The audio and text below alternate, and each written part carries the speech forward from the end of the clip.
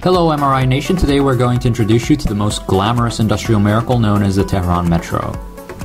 So let's begin with a small historical overview. The first plans for an Iranian metro service were introduced before the Islamic Revolution of 1979.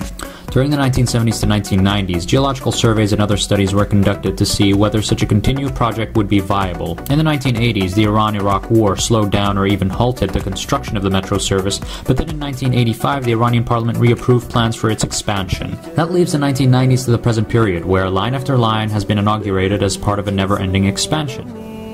Currently, 5 lines with nearly 70 stations are operational, while others are simultaneously being constructed. The first line covers Tajrish to Kahrizak. The second line covers Sadeghiyeh to Farhang Sara.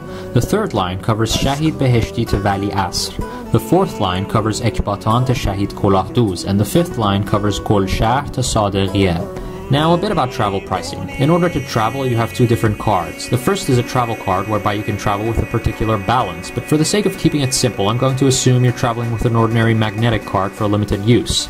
Now, although prices may differ based on whether you get a round-trip card or an ordinary one, ticket prices are ridiculously low. The price for a magnetic card, whereby you can travel how long and how far you want with your selected line, is about 4,500 rial, which in Iranian street currency known as the tuman is 450, and in American dollars constitutes about 20 cents and 50 euro cents respectively. First, find a metro station in Tehran. Ask around if you don't know where one is situated, and approach a ticket counter to tell the clerk how many bilit or tickets you want by raising your fingers.